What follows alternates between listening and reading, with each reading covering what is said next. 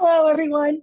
I'm Anne Marie Newman, and this is Infinite Humanitarians, where we showcase people changing the world today, tomorrow, and in the future. Today, I am so fortunate to have Goumah Conde with me today, who is going to share how she is changing lives in Liberia. So welcome, Goumah. Thank you so much for having me, Anne Marie. Well, thank you for joining me. I'm so excited to share the work that you're doing and how you are sharing your gifts, talents, and blessings and just impacting these young women who have had challenging circumstances. So I'm going to go ahead and let Goumah tell us a little bit about, she is from Liberia Mhm. and is now a resident in the United States, but she's going to tell us a little bit more about her journey. So if you would mind sharing your journey with us a little bit, we would so appreciate it. Oh, sure. So yes, my name is Goumah Conde, and I'm from Liberia, West Africa. Um, my journey to the United States, it all started um, because Liberia is a country that is actually formed, they like to say, by freed slaves. So the country existed before, but it really became recognized because African Americans who wanted freedom and left the United States went back to Africa. A lot of them settled in Liberia. Ah, So years of them ruling the country, indigenous people feeling as if they didn't have a voice, we ended up in the very brutal Civil War. That war started in 1989. And I lived through 9 years of that war. The war lasted for 13 years. Some argue a little longer, but we know officially 13 years on the books. And then about year nine, I was able to get out. I was fortunate because the United Methodist Women sponsored me to come over to college. And that's how I left Liberia. But I lived through the war. It was really, really brutal. There are Yeah, videos of it all on YouTube and everywhere. Lots of young people drugged, lots of young people abusing, lots of young women being violated, sexually and every other way. Families right. destroyed, lives lost, hundreds of thousands of deaths. So I was blessed to have been able to get out of it. Mhm. Yeah. Yeah. How old were you when you made that connection with the United Methodist Church that sponsored you? Well, I was at the time 18, but I've been a United Methodist my entire life. So I was born and raised in the church. Okay. Yeah, Yeah. yeah. Wow. And so at 18, they accepted you to come to the States. Mhm. And were you coming by yourself, your family? I came by myself. I came Wow.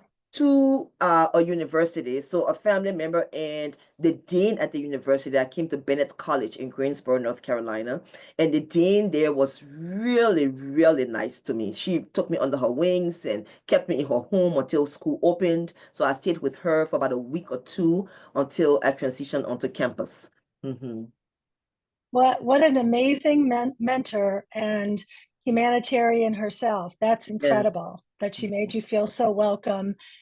And I mean, what was the transition like coming from a war-torn area to Greensboro, North Carolina? Yeah. It was, how can I say this? I had mixed emotions. I was happy to be out of the war, really Right. happy, truly grateful to be out of it because, from one day to the next, I didn't know if I was going to live or I was going to die. So to get out truly was freeing.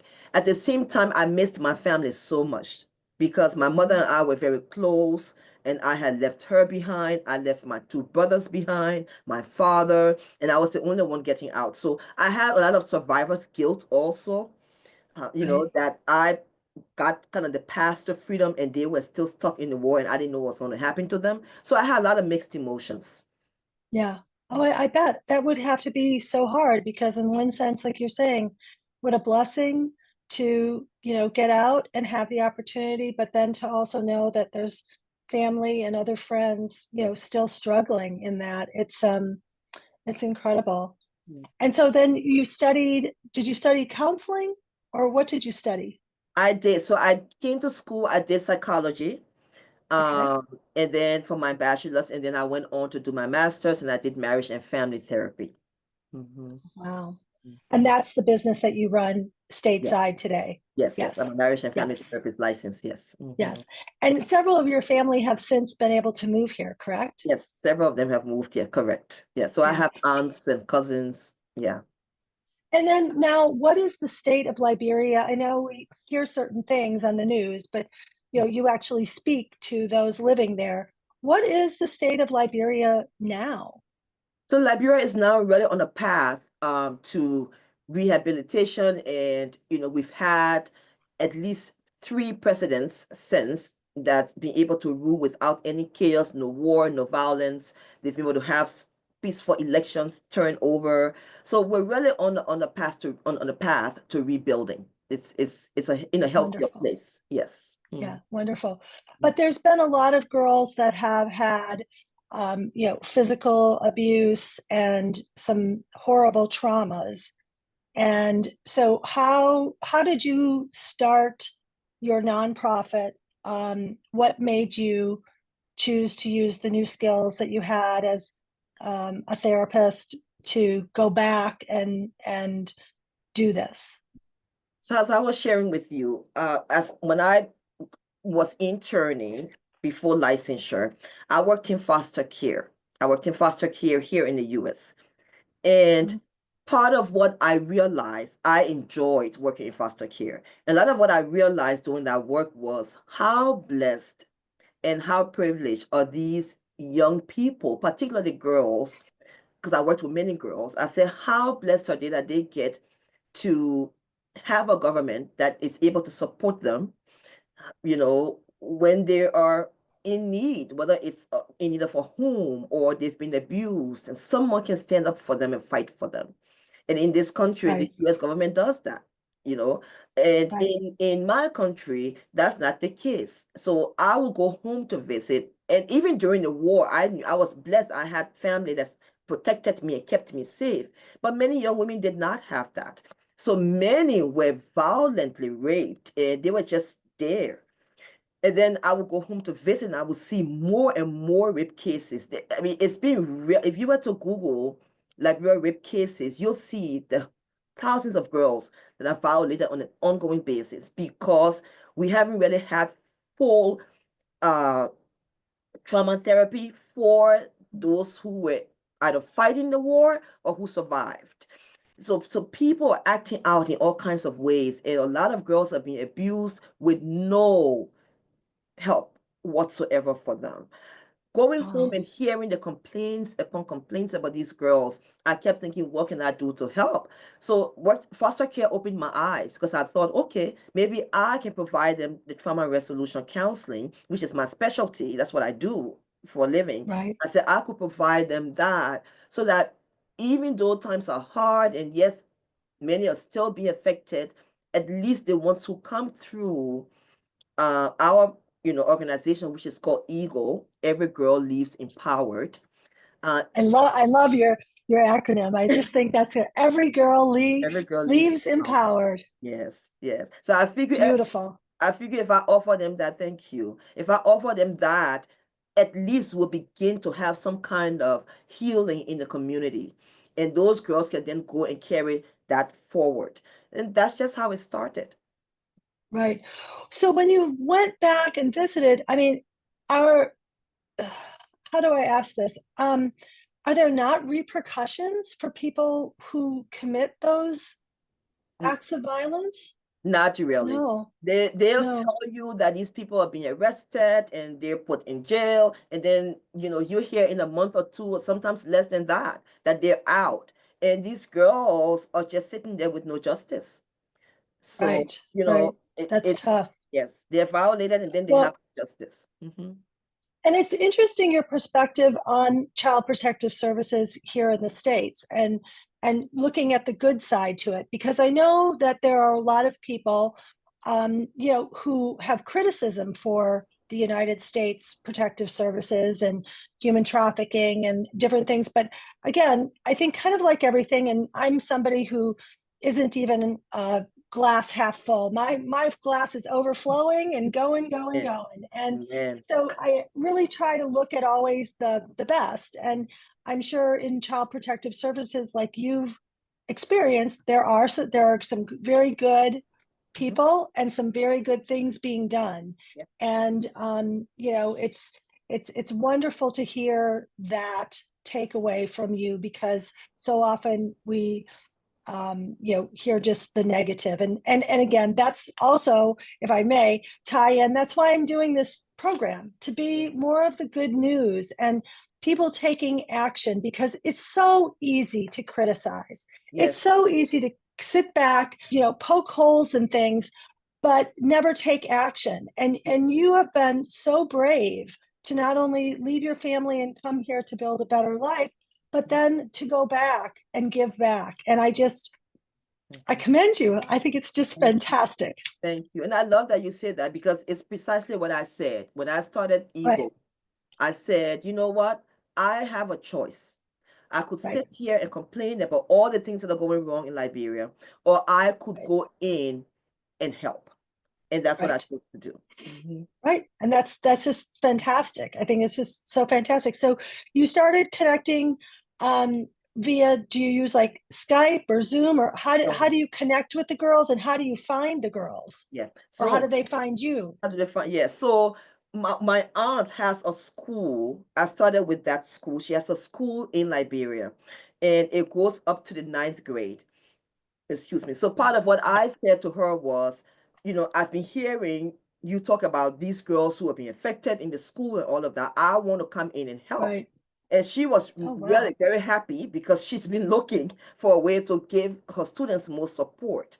So I started with the school, and I come via Zoom, and they'll come on Friday, and I'll Zoom in. We have about 4 or 5 hours difference. It depends on the time of the year. Yeah. But I'll Zoom in, and then they'll come, and we will have them come in and just do the one-on-one counseling.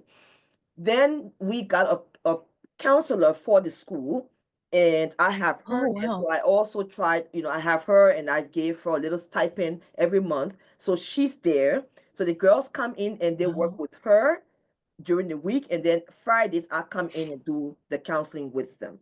So that's how we started doing it at first. Now we've gone into doing. That's Mhm. That is great. And I think, you know, again, what your example is, you know, you have empowered not only the girls to start voicing, you know, and their trauma and getting their healing, but you know, you've collaborated with your aunt. And I want to know a little bit more about her school. We'll get to that in a minute. But you've also then empowered a woman to, you know, develop her counseling skills there. And again, I always find that, you know, like it's Liberians helping Liberians. Mhm. And it's such a beautiful thing. And whether, no matter what culture you're in, I think it's always best for those that are there on the ground, those that, you know, live it, breathe it, and are as close to it and can have the most empathy, I think, that Yes. can make the biggest strides. Yes, that is correct. It's just beautiful. How long has your aunt had a school? And is it basically from, you said it goes up to ninth Ninth grade? grade. Yes. So And from ele- where does it start? it starts from preschool. So it's Oh, preschool straight wow. through to ninth grade. Yeah, she started little by little. It was first to third grade, and then she went to sixth grade, and then she went to ninth. Now it's at ninth grade. So yes. Mm-hmm. Great. That's And great. And is it only girls? no, it's co-ed. No, Mm-hmm. it Yeah. is. Okay. And do you see much as far as counseling the boys as much as the girls, or is it mainly the girls? For now, we're focused on the girls, but of course, the boys have been asking, well, the fathers have been asking more so for the boys. So it's been the girls and also parents. Sometimes I have to go as far as with the parents to be able to support the girls. So we've done counseling for parents as well. Hmm. Right, Yeah. right. And is there a lot of stigma around having had, you know, a traumatic event? Yes, especially a rape, event. Yes, there's lots of stigma just around mental health, period. Mental health is not really a big, thing that is celebrated. like Right. in most of Africa, in Liberia. So it's Right. becoming more and more popular, and people are beginning to accept it. The stigma is lifting. I would say maybe 1 or 2% of it, not much. Right. But because of this group, among the younger girls, we're beginning to find that the stigma is lifting more. Because we Right. started first with 40. Last time I was there, we had over 75 girls, and they're telling other girls. So the stigma is lifting little by Right. little. Yeah. Hmm. Right. And so the girls, so that you have done a camp. So in addition to doing the ongoing counseling that you do pro bono, correct? You Yes, do pro not bono. charge a fee for that. No, I do not. That's part of your outreach and Yes. beautiful gift. And Mhm. then in addition, you've started these camps. And Yes. that was 2 years ago. 2 years ago, I started the camp, correct. Because we were doing the Okay. individual work and realized that we were limited in terms of how many girls we could really help with just the individual therapy. So I Right. decided the best thing to do is to offer group counseling. One, we know that people heal faster in groups. So that's the first Yeah. thing. And then number two, we were able to serve more girls. So we started doing camp. Hmm. Right. That is so true because I've anytime people start to collaborate and come together, it makes them not feel so isolated Right. and that it's just them, they have somebody else that can truly relate to them, and they can help each other heal, which is Yeah. and be a built-in support system. Yes. That's incredible. So what kind of things, if I may ask, do you do at the camp? Mhm. We do just about any kind of uh we do anything that will empower the girls. Let's put it that way. Right. So Okay. we do, hygiene education. When I was there in April, was it April? I was there in February. We did etiquette classes.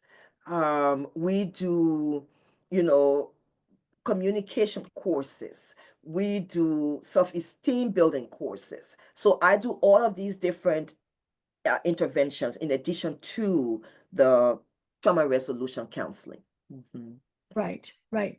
And so where does the camp occur and how long does it last? Yeah, the camp runs for 10 days, and there is Oh, a fellow who's built a retreat center. It's not expensive, it's nothing big and fancy, but it's just really nice and clean. So I take the girls there and we go for 10 days, and I break them into groups because we have the younger ones and then the more mature ones. So I break them into two groups. We have 4 days for the mature girls, and then we have the rest of the time, about 5 to 6 days for the younger girls. Then we do what we call a debriefing, closing ceremony on the last day. oh, Hmm. how wonderful. Hmm. And can a girl attend, have you had anybody attend both of them, or do you always look for a new group of campers? We have new group, but the agreement is that the ones who have graduated will come back and serve as mentors to the new ones. So that way I they're love consistent that. in the program. Yes. Uh-huh. Oh, I love that. I think that is so empowering. Hmm. That is fantastic. And if I may ask, what does it cost to put that on? I mean, it sounds like you've picked a very beautiful place. It's Yeah. clean and it's, it can house. How Yeah. many girls will attend this year? This year, we're looking to have upward of 100 girls. So, Wow, yes, so that's the goal. fantastic. Yes, yes, we're excited. We're looking forward to it. Last year when we did it, it ran me about $12,000 to do it. Wow. Um, That was to house them, feed them to at house that them, time. to feed them, to transport them. Yes, all of Oh, that. yeah. Yeah, and to Wow. get staff on for cooking and everything else. Yeah. Right, right. And how do you think, what does your budget look like for this year? I'm hoping to keep it a little bit around almost the same, maybe hopefully to get the place at the same rate. But I think that we're probably going to go up because of gas and everything else. Electricity is Right, back and forth, so we have to get fuel for generators to run to keep us going. So I'm looking maybe right. about 15. Right, Around between 15 to $16,000. Yeah. right. And how do you get your donations and your funding? Last year, most of it came out of pocket. Right, I sacrificed my income and said I had to do it, so I did it. yeah, And yeah, for the Christmas, we did a little event for them Christmas, and that one we were able to do a GoFundMe, so we got people to support, and that helped. right, But mostly right, just from people who I'm on a mission now to just get people who are going to sponsor us and get donors and all of that. That's what I'm working on now. So right. Will you run a GoFundMe for the camp this year? I'm going to run a GoFundMe. As a matter of fact, I'm going to put it up by next week, so that we can Okay, have it running because the camp is in July this year. It's July 11th to the 20th. So okay, let me write that down. July 11th through when? 11th to 20th. Yes. The 20th, okay? And the GoFundMe would be ready like next week? Next week I'll have it up and running. Yes. And people can find that on your website? On my website, and the website is Eagle, EGLE, girls, it's all one word, all lowercase, eaglegirls.com, EGLE Okay, girls.com. Mhm. okay. And there's no donation that's too big and no donation that's too small, No, right? not at all. We're taking anything that you give, we will appreciate. It is Okay, not easy to do that. So right. I know. I know the fundraising part of nonprofit or doing good work is always a challenge. And yeah, especially these days with some of the prices that have gone right. up. And hopefully, and that's the other reason that I'm doing this is that I know a lot of people who I very fondly and with great admiration say are emerging humanitarians. They've probably done a variety of things, Yeah. and they're looking to take it to the next level. Mhm. And so I'm trying to kind of bridge what is actually being done today with people who are going to start looking for places to give their time, talent, and resource to. Yeah. And I think what you're doing is so worthwhile and so important. You. I thank you. I thank you so much. It means a lot to me. I always say that I always feel like I'm I'm the one who escaped, right? And Yeah, and my other sisters, and I don't have a sister biologically, but I consider all the girls, Liberian girls, my sisters. They right, didn't have that opportunity. So I owe right. it to them to be able to experience a little semblance of what I have been able to experience, just the peace of mind, to go to sleep in peace and wake up in peace. Yeah, yeah. Well, a lot of us take that for granted, that having that safety and the security, Yeah. that war-torn areas and areas with challenges experience, because that's especially when you're dealing with it day in and day out, it can be extremely exhausting and fatiguing. Hmm. It So is. how I also, Yeah. because I have done a fair amount of Yeah. humanitarian work throughout my life, um, I always like to ask people that are doing projects now, and not only do you do this from um, a philanthropic standpoint, but you also do it as a career. Yes. How do you keep yourself positive and going? Do you have any like little things that you can share with us? Yes, absolutely. For me, number one is faith. I'm a person of faith. And it got us through the war, and it has me here still. I did lose relatives. I lost my mom, I lost my brother, but faith has gotten me through up until this point. So I really lean on Yeah, God. The second thing is, and when I say lean on God, it's just leaning in his love for me. That's it. I know without a right. doubt that no matter what Yeah, happens, God loves me, and I yeah, rest in that. And the other thing yeah, for me is having, a good circle of friends and family. I have an aunt that I'm very close with, that we talk about everything. So she's my yeah. outlet. I love to garden. I garden quite a bit. That brings me a great joy. And then I have childhood friends that are still my friends. So I have a tight circle of friends, the four of us, and we've been friends since we're in the seventh grade. And Oh, that's and that's fantastic. yeah. Hmm. And are of that close four group, do they all live in Liberia, or are they some of them here? We all were able to get out eventually. Oh my So all goodness. four of us are here. Yes, yes. Oh, that's good. Are they all in Atlanta, or where? No, two are in Rhode Island, and two of us are in Atlanta. Oh my gosh. How wonderful. Yes, Oh, that is incredible. I have a group of friends that I keep up with that actually, came about when my daughter was little, and we've been wow, together for 33 years, and wow. those long-term friendships really do carry you far. They do. They absolutely You do. I know, agree. and then having a special aunt, Yes. she can be the counselor to the counselor Yeah, sometimes, I bet. that's exactly who she is. Well, That's and we exactly all who she need is. friends like that, Yes, yes, because we're just, we're always stronger when, when we're together. yes. So, it's just incredible. Well, is there anything else you'd like to share with me or with us, the listeners? We've talked about how you could be funded, and all the great work that you're doing. And what else, is there anything else you'd like to share with us? I think that's apart from that, I also published two books that I've done. Oh, This book actually was the book that sponsored the first Eagle function that I had. It's called oh, Finding Her Own Way. It was written for girls in high school and college. It's on Amazon. okay.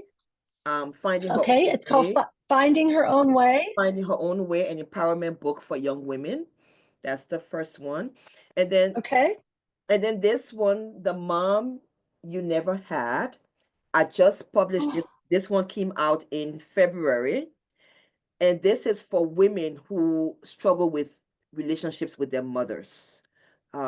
This book is for oh those my women. gosh. Yeah. The Mom You Never Had. Oh, I love that. Mhm. And did you self-publish, or how did you do that? Yes, they're self-published through Amazon, Amazon Kindle Press. I did Yeah, all of them through that. Yes. that is fantastic. Well, you are a lady of many talents. Thank you. Thank you. I try. Oh, that is fantastic. I've written those down, and I will make sure and put them in the comments for Thank people you. to buy those books, because then that's a way to support you as well. That's But awesome. again, would you tell everybody again your website? Please, the website is Eagle Girls, EGLEGIRLS.com. Okay, EGLEGIRLS.com. And on there, you'll find the link to donate through Zelle. We'll have the GoFundMe up in a week, and you can do Cash App. All of that will be on there. Any amount is appreciated. And I also want to say, if anybody wants to volunteer, maybe you can't go this July, but you can go maybe December next year. We would love to have people volunteer also with us. So in any way that you right. can support, yeah, Well, and I want to give a shout out to Linda, yeah, because that is how I learned about you, and actually through another group of friends, yeah. Debbie and Louise, who right Mm, away said they learned about you, I think at Dunwoody United yeah, Methodist. yes. And they're like, "Oh, you need to get in touch with her, and Oh, Linda's going to get to go volunteer." And I said, yeah. "Oh, how incredible!" Yes, yes, So, we're seeing how collaboration and connection make the total difference. that's So right. again, thanks to first of all, Dunwoody United Methodist, who Yes, hosted it, and yes, that Linda, answered the call to be a volunteer, and then my other friends, Debbie and Luis, who yeah. shared, "Oh, you've got to reach out to Goumah. She's amazing." Oh, I So appreciate that. um, I appreciate all of we're, I never have believed that there are 6 degrees of separation. I think there's about one and maybe none when you just stay open and Mhm. ask. Amen. So That's true. thank you enough for the work that you're doing, and I would love to, if possible, maybe even connect with you during camp. I will. Where we could, maybe see some pictures of the girls, or yeah, if and so the connections for Zoom are pretty good there. Yeah, very good. So we Well, could, let's go mhm. ahead. Maybe we could even have you zoom in and maybe you could talk to a few of the girls. when we're I would yeah. love that. Okay, we'll plan it. I would love that. We'll plan it. That Yes. would be so special Yes. to, get to see some of the girls and hear what they're learning about Yes. and get a closer feel. Oh, We'll that'd be plan so that. exciting. We'll plan that. Yes. We'll work on it. Well, thank you so much. And to everyone that gets to listen to this wonderful highlight, I wish you all the best. Every humanitarian that's out there, and I believe every single person is a humanitarian. We're all just at different stages, doing different things at different times, which makes us one big blended world. And if you have someone that you would like me to interview, please reach out to me at infinitehumanitarians with an S at gmail.com. But I'm so excited already for July, Me too. for your camp. This will be Me great. too. Me too. Thank you so much for joining us and have a wonderful day. Oh.